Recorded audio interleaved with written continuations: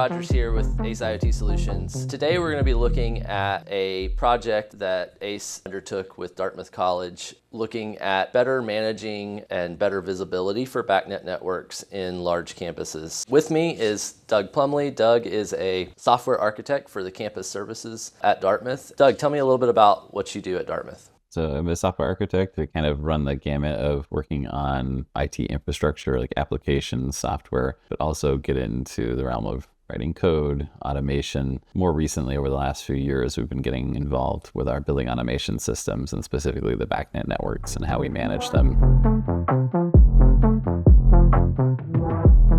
We think that Grasshopper and Sentinel are great tools for folks who want to validate that they're getting the interoperability that they're specifying when they're commissioning these projects. Is that a use case that you see at Dartmouth? Absolutely. Having essentially a network graph and a visualization that goes with that graph lets us, look at things and see obvious defects. But it also is kind of a foundation to evaluate, I have a large capital project. These are the things that everyone agreed upon would be there when this project is done. Do these things exist from a BACnet perspective? The visualization just is immediately helpful for that. Been amazed at how a visual representation of a network makes the problem so obvious. I think you have kind of an example pulled up here right now, Doug. Yeah, so I think what we have highlighted here, it's actually kind of an interesting artifact, right? So if you look at any of these kind of other blobs, we have networks with a lot of devices attached to those networks. And here we have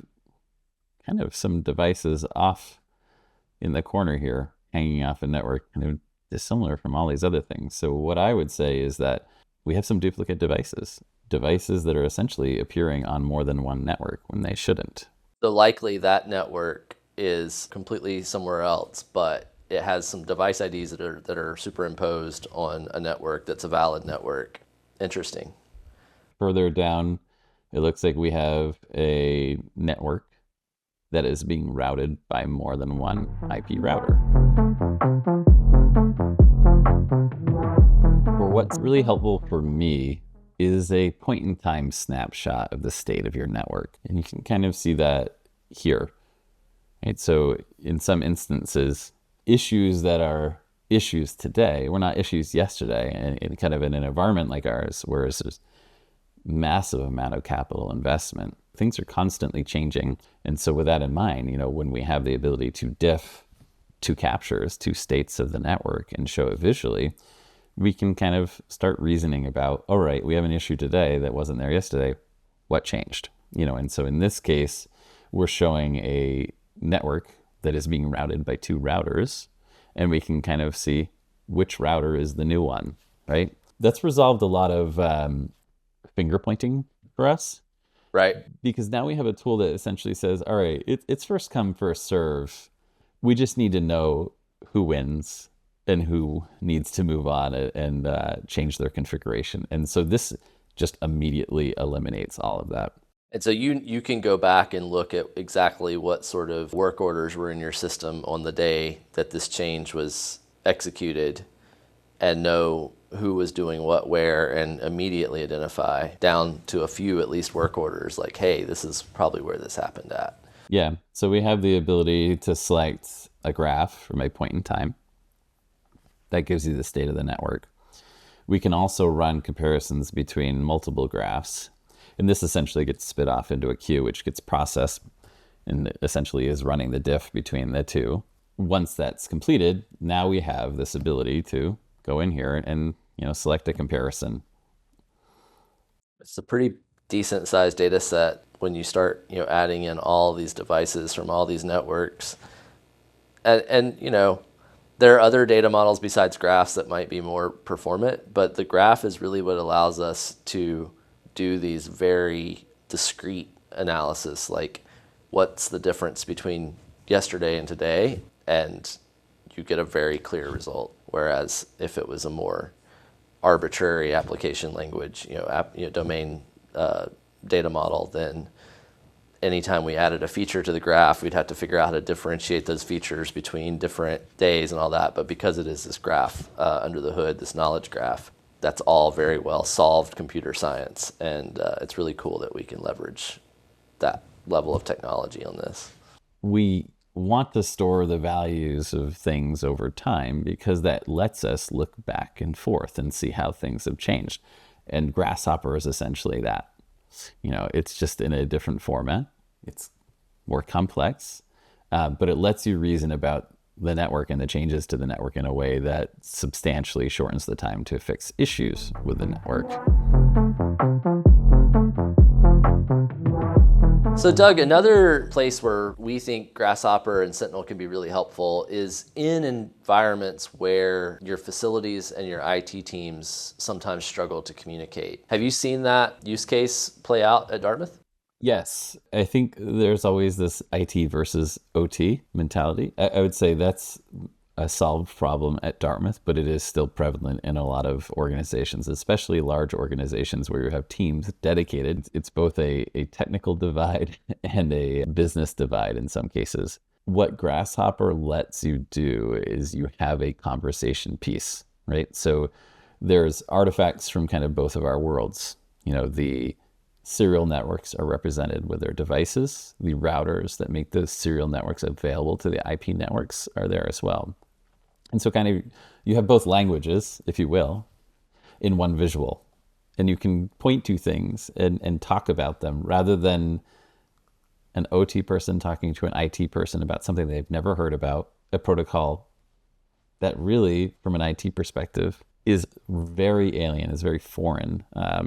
You now have the ability to point at something and reason about it with them. And so it can take some difficult conversations and simplify them. Because you can say, I have a device over here, and I have a device over here, and they are in different parts of the campus, but the data from one is important to another, and I need to make it available there. So that visual is very important. What's delightful to me is the only thing you have to do to make a device appear in this list is buy things that support BACnet. So as you're thinking about what you want to put in your specifications for construction, that's a really important piece. The use cases you can layer on top of having a knowledge graph like this are kind of limitless. It's really up to your imagination. That's why I like how we framed this project with your team, Andrew, and ACE IoT, is this is open source. And I think this highlights the power of open source.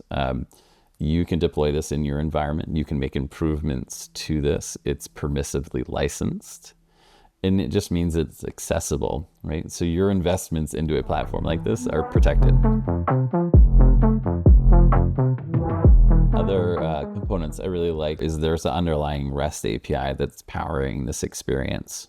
That's, again, built on open source projects, open source standards. So the IT folks that are watching this, hey, there's your REST API that can help you reason about BACnet. When I first came into this, I was learning about BACnet. It's like, where's my API? I just need to think about how these things are constructed, and I need something that can let me deal with the scale of the issues that we're facing. And this is the tool that we didn't have at the time. So this campus, these BBMDs are these blue icons here. This loop is actually a network edge, a graph edge. Grasshopper is an open source platform. We welcome contributions, github.com/ACE Solutions/Grasshopper. So these are things that, like I said, it's very easy once you have the data model, which in Grasshopper is always available. The raw data model is available as a turtle file. That's interoperable representation of a graph, knowledge graph. And then you also have your device or asset registry available as a CSV. So if you do want to use this for inventory or sort of more traditional just asset management, you always have that ability to just open the list of all your devices in Excel. And to Doug's point earlier, all your devices at a particular point in time. So you can pull up a asset register for a month ago before you brought this new building online in your campus, and you can pull up an asset register after that and be able to validate that all those devices are in the list that they're supposed to be and have the right naming conventions, etc. Doug, thanks so much for spending this morning with me and talking about how Dartmouth's using Grasshopper. If folks want to see what Grasshopper or Sentinel can do on their facility, please reach out to ACE IoT Solutions. If you're a technologist and you want to play with this and see how you can help your organization better manage BACnet networks, how can people get involved, Doug? You all have published the Grasshopper agent code to GitHub, which you're showing here. That's the place, right? So, for OT, IT enthusiasts, professionals who want to get in this thing and start hacking on it and improving it, maybe even fixing some bugs, extending the functionality, it's all here. This is permissively licensed. That was done with intent. We want to really show the power of open source software for the built environment. It's something that is sorely lacking in so many places. This is now not one of them. We all have a tool that we can use and benefit from. Certainly, if there's something that you think would be a killer feature, you file it as an issue. Love to think about how Grasshopper could help solve more problems. We think once you have that core data model, there's just so many applications where this could be helpful, and we're really excited to see how the industry makes use of this tool that Dartmouth has so graciously made available. Thanks again, Doug, for being on. Really appreciate your time. Thanks, Andrew. It's been a pleasure working with your team and you.